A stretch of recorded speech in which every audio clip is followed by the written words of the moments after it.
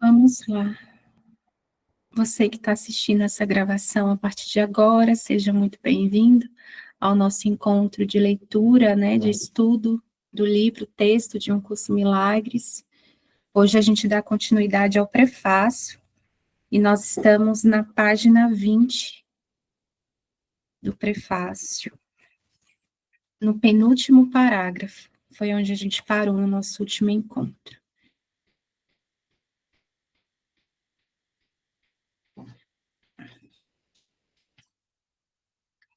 Que a gente permita, abra esse espaço para que Jesus fale com a gente, com cada um de nós, através de cada palavrinha que esse texto traz. E que a resposta, ela fique clara para cada um, dentro do que parece ser o treino de cada um. E que seja uma experiência diferente de qualquer outra que a gente já tenha experimentado até aqui, que a gente realmente possa se abrir para experimentar o novo aqui agora, que esse aqui não é o mesmo encontro que da semana passada e da outra semana e da outra. É uma oportunidade nova, uma oportunidade de conexão, de comunicação mesmo, desse relacionamento com ele dentro de cada um de nós. Então, não estamos aqui para ler, não estamos aqui para falar palavras bonitas, estamos aqui nesse mergulho profundo, nessa metafísica não dual, extremamente intransigente. Essa é uma palavra que tem brilhado muito para mim, assim, intransigente.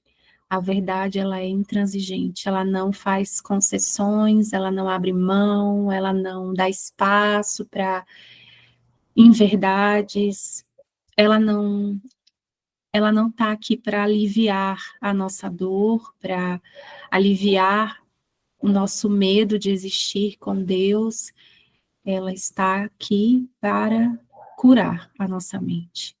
Não é para nos dar um alívio temporário, não é para ser um bote salva-vidas, é um perdão completo de todas as ideias equivocadas desse ser pequeno, é um convite para uma cura, para salvação, para felicidade perfeita, para paz verdadeira, completa, íntegra, intransferível, inequívoca.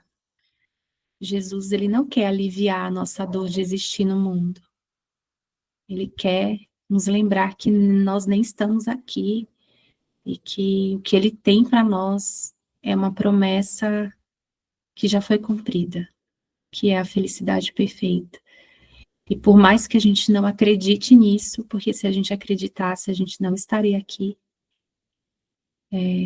acreditando nessa pequenez, né, que a gente experimenta muitas vezes aqui. Apesar de a gente não acreditar, a gente pode dar um voto de confiança para ele, né? A gente pode entregar um pouco de boa vontade aqui nesse encontro. Então, vamos lá, começar essa leitura e receber o que tem aqui para nós hoje. Então, a gente está no prefácio, página 20, penúltimo parágrafo. Só as mentes podem se unir na realidade. E aqueles a quem Deus uniu, ninguém pode separar. No entanto, é só ao nível da mente de Cristo que a verdadeira união é possível.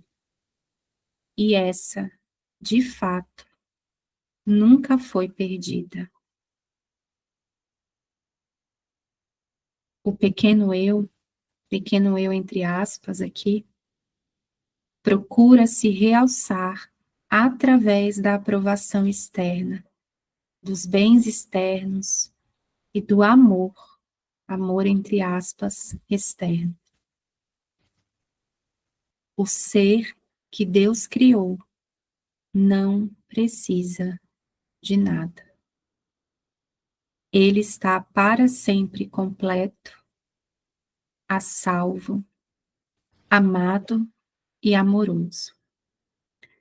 Procura compartilhar mais do que conquistar, estender mais do que projetar.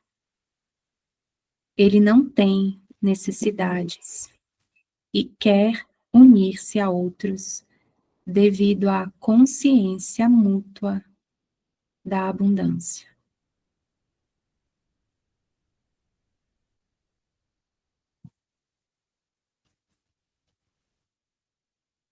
Os relacionamentos especiais do mundo são destrutivos, egoístas e infantilmente egocêntricos. No entanto, se dados ao Espírito Santo, esses relacionamentos podem vir a ser as coisas mais santas na Terra, os milagres que indicam o caminho para o retorno ao céu.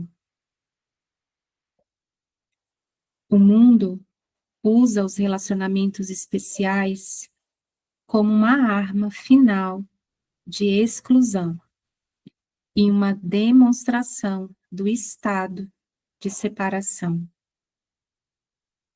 O Espírito Santo os transforma em lições perfeitas de perdão e lições que nos levam a despertar do sonho. Cada um é uma oportunidade de deixar que as percepções sejam curadas e os erros corrigidos. Cada um é mais uma chance de perdoar a si mesmo, perdoando ao outro.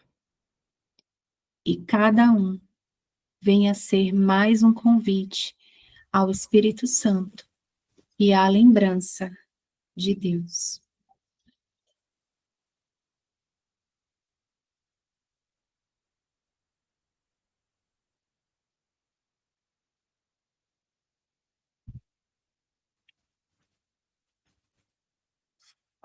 A percepção é uma função do corpo e, portanto, representa um limite na consciência. A percepção vê através dos olhos do corpo e ouve através dos ouvidos do corpo. Evoca as respostas limitadas que o corpo dá. O corpo parece ser amplamente automotivado e independente. No entanto, ele responde só às intenções da mente. Se a mente quer usá-lo para o ataque em qualquer forma, ele vem a ser vítima da doença, da idade e da decadência. Se em vez disso, a mente aceita o propósito que o Espírito Santo tem para ele, ele vem a ser um meio útil de comunicação com os outros, invulnerável por tanto tempo quanto for necessário para ser gentilmente deixado de lado quando a sua utilidade chegar ao fim. Em si mesmo, ele é neutro, como tudo no mundo da percepção. É usado para os objetivos do ego ou do Espírito Santo, dependendo inteiramente do que a mente quer. Então aqui é muita lembrança do propósito, né? A única escolha que a gente tem é o propósito. Com quem que eu vou olhar para isso? Não tem outra escolha. Não há escolha entre formas. As formas, elas são neutras. O corpo é neutro. A minha única escolha está em com quem eu vou observar as cenas, com quem eu vou olhar para dentro, para quem que eu vou entregar a minha mente, né? Para qual professor. E aí a gente tem essa escolha, o ego ou o Espírito Santo. Para quem eu vou entregar os meus relacionamentos especiais? Para o ego ou para o Espírito Santo? E os efeitos que a gente experimenta mostram o reflexo dessa escolha na nossa mente. Se eu escolho o ego, eu vou experimentar os efeitos dessa escolha. Então, eu vou experimentar medo, culpa, raiva, falta. Eu vou experimentar necessidades. Porque esse é o sistema de pensamento do ego. É um sistema de falta. É aquele ser que sempre precisa de alguma coisa. Dinheiro, mais dinheiro, que alguém mude, que algo mude, de outro emprego, de outro trabalho, de outra casa, eu preciso de mais espaço, eu preciso de mais privacidade, eu preciso de mais dinheiro, de mais pessoas comigo, mais, eu preciso, eu preciso, eu preciso. Esse é o sistema de pensamento do ego. E quando a gente vai olhando profundamente, inclusive, eu preciso de mais milagres. Eu preciso de mais cura. Eu preciso de mais perdão. Só que aí a gente vai, aos poucos, identificando essa voz que precisa sempre de mais, mais. Nunca tá bom. Nunca tá bom. Ou eu posso escolher o Espírito Santo. E aí eu vou experimentar os efeitos disso. Eu vou me sentir inspirada. O tempo não é uma questão quando nós estamos com o Espírito Santo. Isso eu acho que todo mundo tem essa experiência. Quando está sentindo uma inspiração, né? Fazendo alguma coisa e se sentindo, entregando aquilo para a mente, né? Para esse ser, né? Você não vê a hora passar, você não mede esforços, você não vê sacrifício, você não reclama, você não lamenta, você não sente fome, você esquece de comer, você esquece de beber, você esquece tudo, você esquece o mundo quando você está inspirado. Você faz uma música e depois faz outra, e faz outra, e faz outra, e vai, e vai. E não é sobre a forma, mas é sobre esse estado de inspiração, de estar no espírito, inspiração, né? Estar no espírito, ser no espírito. A gente se sente alegre, a gente não vê problema, assim. E você pode estar no mesmo cenário, você pode estar com dívidas, você pode estar com uma questão financeira, nada disso muda na forma, mas o seu estado interno é outro. Você assiste de outra forma. A mesma coisa os relacionamentos, né? Se eu uso os meus relacionamentos para confirmar essa ideia de que eu sou esse ser pequeno, que morre, que não é livre, eu vou experimentar os efeitos do mesmo jeito. Só que quando eu entrego esses relacionamentos para o Espírito Santo e que ele entra com a nossa permissão, a gente vai ter que assistir a dinâmica do ego para desistir disso, né? A gente precisa assistir. Então, aí a gente vai ver toda a barganha, pode ser o relacionamento mais sagrado, que a gente considera o mais sagrado. Com um pet, que a gente tem, né, um relacionamento intenso com pessoas, com objetos, né? Com coisas. Aquele sagrado, aquele que você olha e você tem quase certeza de que é santo aquele relacionamento. De tão perfeito que ele é para o personagem. A gente vai ter que olhar para ele mais de perto e ver toda a dinâmica que tem por trás, barganha, cobrança, dívida, ódio, e essa é a nossa parte mesmo, assistir para entregar e desistir. E da mesma forma o nosso, isso que parece ser o nosso corpo, né? Que é um relacionamento, é uma ferramenta como qualquer outra. Para quem que eu estou entregando esse veículo de comunicação? E vou experimentar os efeitos do mesmo jeito. E é perfeito ele dizer aqui, está aqui,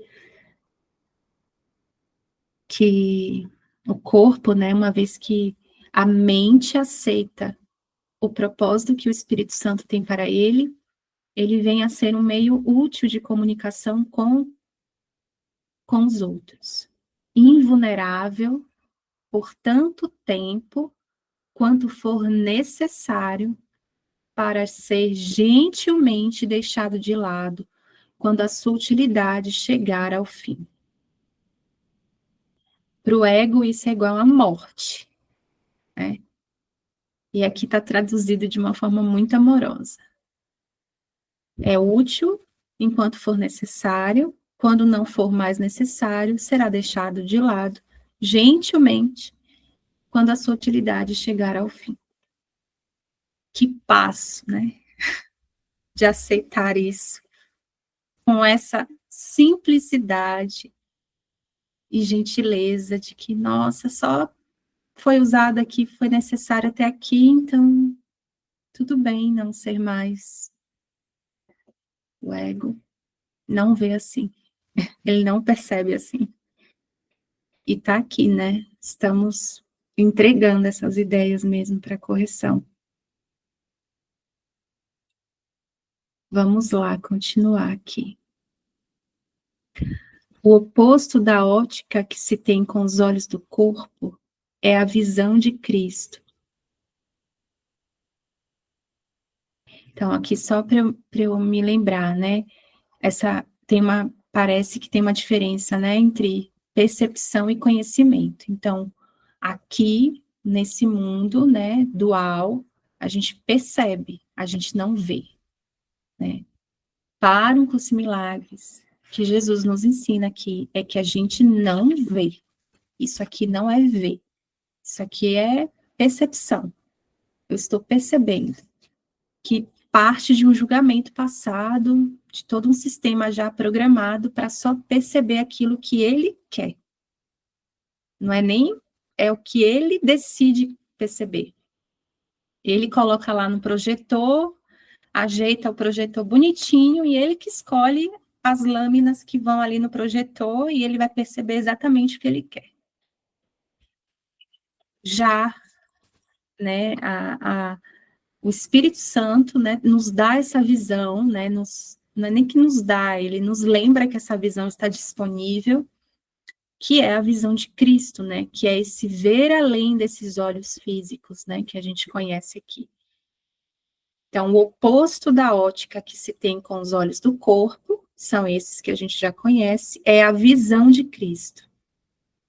E é tão perfeito, né, que ele fala, o oposto da ótica que se tem com os olhos do corpo, não é nem com a visão do corpo, é com os olhos, ele não está nem considerando que o corpo vê. É a visão de Cristo, que reflete força em vez de fraqueza, união em vez de separação e amor no lugar do medo. O oposto da audição, através dos ouvidos do corpo, é a comunicação através da voz por Deus, o Espírito Santo, que habita em cada um de nós.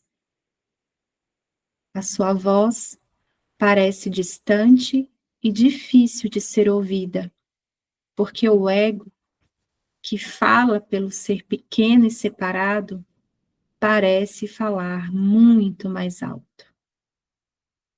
De fato, isso está revertido. O Espírito Santo fala com uma clareza inconfundível e com um apelo irresistível. Ninguém que não escolhesse se identificar com o corpo poderia ser surdo às suas mensagens de liberação e esperança, ou poderia falhar em aceitar com alegria a visão de Cristo em lugar do seu miserável retrato de si mesmo. Então, o ego, ele sempre fala primeiro. Sempre. Ele sempre grita. Que é o que a gente tem, essa voz que não para na nossa mente. 24 horas. E que está sempre tem resposta para tudo, e ao mesmo tempo as respostas não respondem nada, né? Sempre sabe de tudo, mas nunca sabe de nada. Sempre tá defesa e ataque. Para quem está fazendo a lição de hoje, a revisão, se eu me defendo, sou atacado, né? Acho que é. Agora me veio a dúvida. É isso, sempre se defendendo, né? Isso é uma das coisas mais que a gente considera simples, né? Então, um exemplo hoje, logo quando eu acordei, e aí fui tomar banho e fazer as coisas, e vi a minha mente já indo para aquele lugar, né? Nossa, hoje eu tenho reunião tal hora e tal hora, então eu tenho que almoçar a tal hora, porque tal hora tem a primeira reunião, e aí eu vou, mas aí tem que comer mais rápido, porque você gosta de dar uma relaxada antes de voltar. Então aí você sempre nesse lugar de se defendendo, isso é uma defesa, né? E nunca é sobre não fazer as coisas, mas é sobre desistir desse lugar sempre histérico, né? Sempre corrido, produtivo, né? Essa ideia de produtividade, de performance, né? Se defendendo. E, e aí é só a gente olhar para isso e assistir mesmo. Nossa, olha eu aqui, querendo controlar tudo o que vai acontecer nesse dia, dizendo tudo o que vai acontecer. E nesses momentos o que me sustenta é me perguntar, onde que Deus entra aqui? Qual que é a porta que eu vou deixar para ele entrar aqui e me surpreender? Porque eu já disse tudo o que precisa acontecer e vou ficar, inclusive, muito chateada se não acontecer do jeito que eu planejei. Então, ele entra por qual que é a porta que ele vai bater aqui? Não tem porta, não tem entrada, não tem brecha, não tem espaço para o milagre, não tem espaço para o Espírito, não tem espaço para a inspiração, não tem espaço para Deus na nossa mente. Ele tá, não tem espaço, sim. E aí o mais legal de hoje é que nada aconteceu. Eu almocei, e aí sentei aqui, faltava 30 minutos para a primeira reunião, deu 5 minutos, a reunião foi cancelada.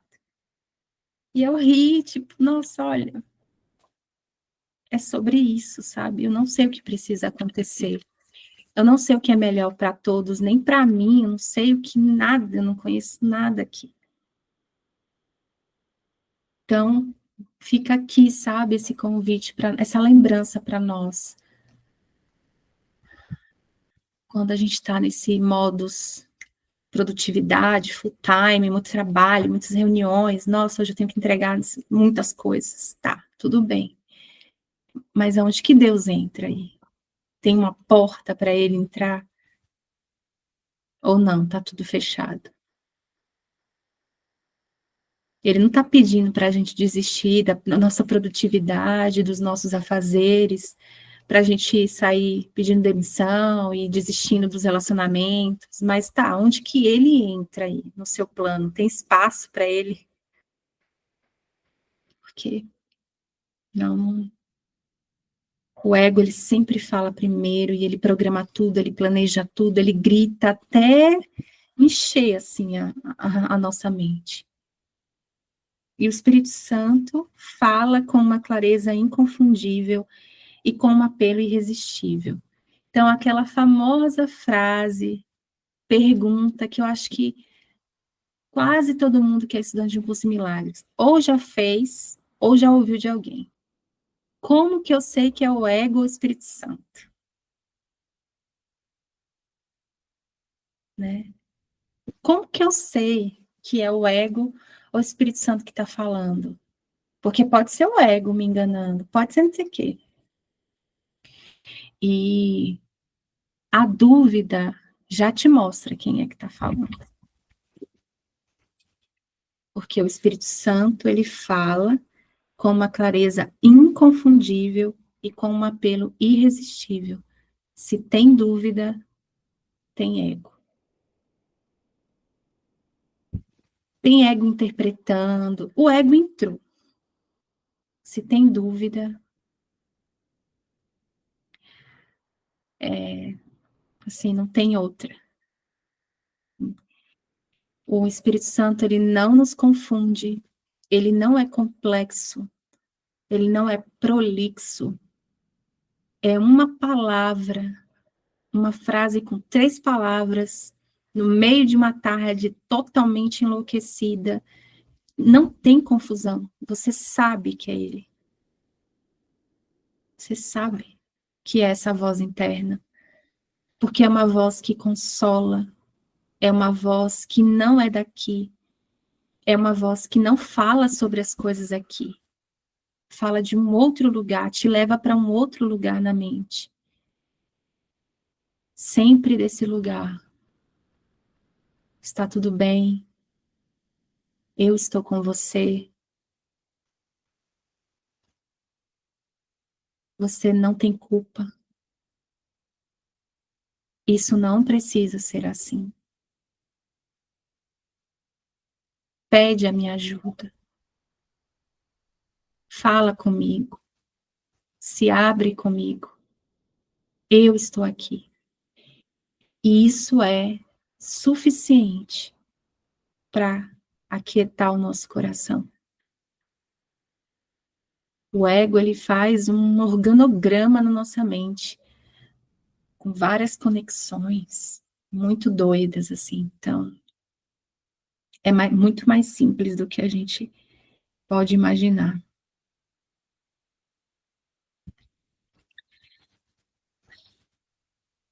A visão de Cristo é a dádiva do Espírito Santo, a alternativa de Deus para a ilusão da separação e para a crença na realidade do pecado, da culpa e da morte. É a única correção de todos os erros da percepção, a reconciliação dos aparentes opostos nos quais esse mundo se baseia. A sua luz benigna mostra todas as coisas de outro ponto de vista, refletindo o sistema de pensamento que surge do conhecimento e fazendo com que o retorno a Deus não só seja possível, mas inevitável. O que era considerado como injustiças feitas a alguém por outra pessoa, agora vem a ser um pedido de ajuda, a um chamado para a união. O pecado, a doença e o ataque são vistos como percepções equivocadas que pedem um remédio através da gentileza e do amor. As defesas são postas de lado, porque onde não há ataque, não há necessidade delas. As necessidades de nossos irmãos passam a ser as nossas, porque eles fazem conosco a jornada em direção a Deus. Separados de nós, eles perderiam o seu caminho. Sem eles, nós nunca poderíamos achar o nosso. Tem uma prática que eu tenho feito nos últimos dias, que é a seguinte, assim, pensa numa pessoa que está na sua mente, que parece ser desafiadora, que tem algum conflito ou algum desconforto. Pensa nela e imagina que nesse instante Deus fala agora assim para você nesse instante. Deus está entre vocês e fala assim: olha, a partir de agora vocês vão se mudar. Vai ter uma mudança aqui. Vocês vão morar em uma outra casa. Só que vocês vão juntas para essa casa e vocês vão ficar nessa casa para sempre. É uma casa ampla, muito, muito, muito linda, muito, muito, que se parece muito com o céu, sabe? Uma casa ampla, assim, clara, sem portas, sem paredes. Uma casa bem ampla, tão ampla que você não consegue ver nem fim nem começo dessa casa. E vocês vão morar nessa casa para sempre. Não dá para sair porque não tem porta. E ela é perfeita para vocês. Diante desse desconforto que há, não tem outra alternativa a não ser perdoar. Porque vocês vão conviver, viver eternamente na mesma casa. E eu estou aqui como pai, né, como fonte, sustentando esse perdão, essa rendição, essa entrega. Então, sinta no seu coração a sua disponibilidade para viver nesse céu com seu irmão, eternamente, em paz.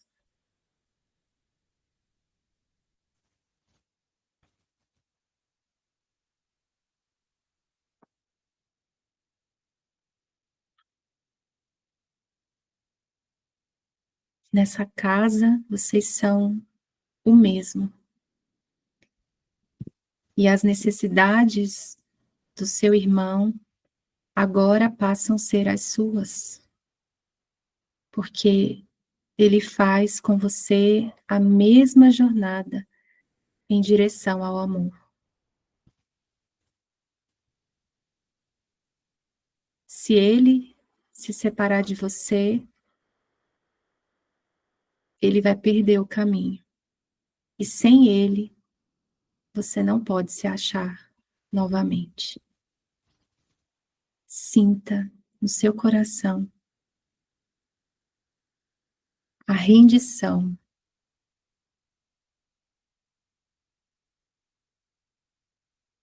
essa disponibilidade. Mostra para mim a sua disponibilidade.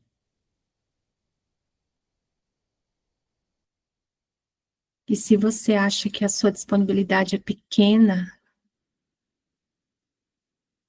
o Espírito Santo te lembra da disponibilidade dele. Jesus está aqui para dar a mão e te entregar a disponibilidade dele, na mesma mente, na mesma casa.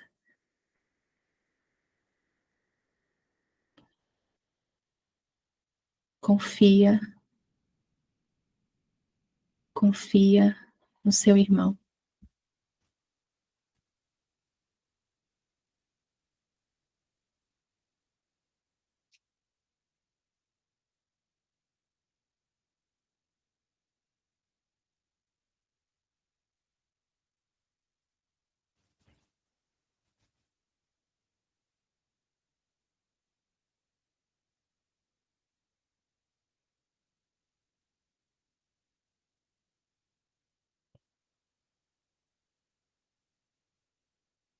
Você pode até achar que não vai ser possível, que vai ser difícil,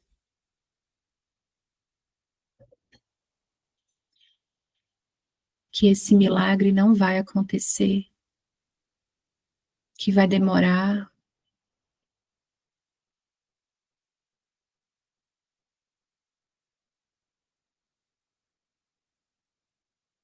Mas não é você que faz o milagre acontecer.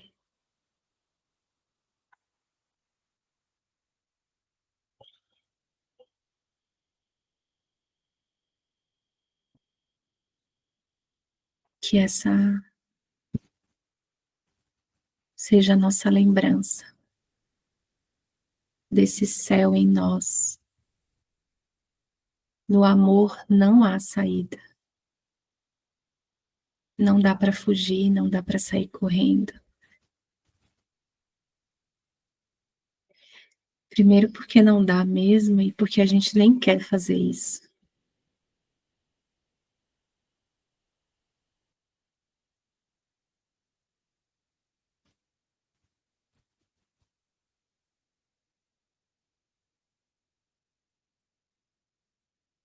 O perdão é desconhecido no céu,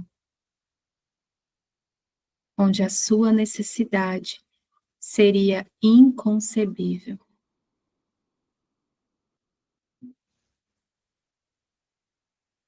No entanto, nesse mundo, o perdão é uma correção necessária a todos os erros que cometemos.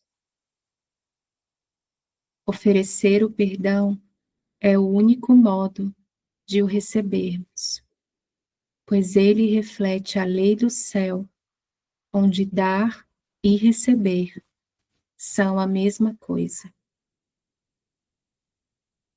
O céu é o estado natural de todos os filhos de Deus, tal como ele os criou. Essa é a sua realidade para sempre. Ela não foi mudada por ter sido esquecida. O perdão é o meio através do qual nós nos lembraremos. Através do perdão, o pensamento do mundo é revertido. O mundo perdoado vem a ser a porta do céu, porque através da sua misericórdia podemos finalmente perdoar a nós mesmos, não aprisionando ninguém à culpa. Vou repetir. Não aprisionando ninguém à culpa, nós nos libertamos. Tomando conhecimento de Cristo em todos os nossos irmãos, reconhecemos a sua presença em nós mesmos. Esquecendo todas as nossas percepções equivocadas e sem nada do passado para nos deter, podemos nos lembrar de Deus. Além deste aprendizado, não podemos ir. Estamos prontos. E o próprio Deus dará o passo final em nossa viagem de volta a Ele.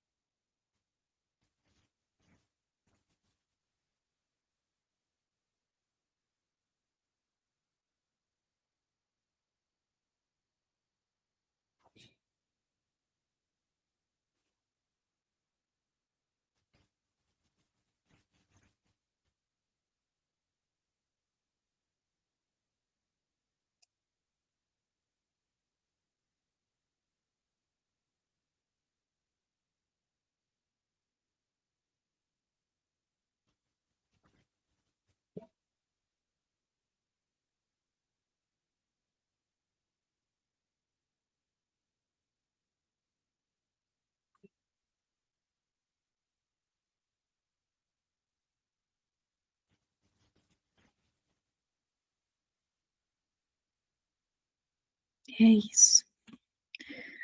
Vou encerrar aqui a gravação. Até o próximo encontro, para quem está vendo essa gravação.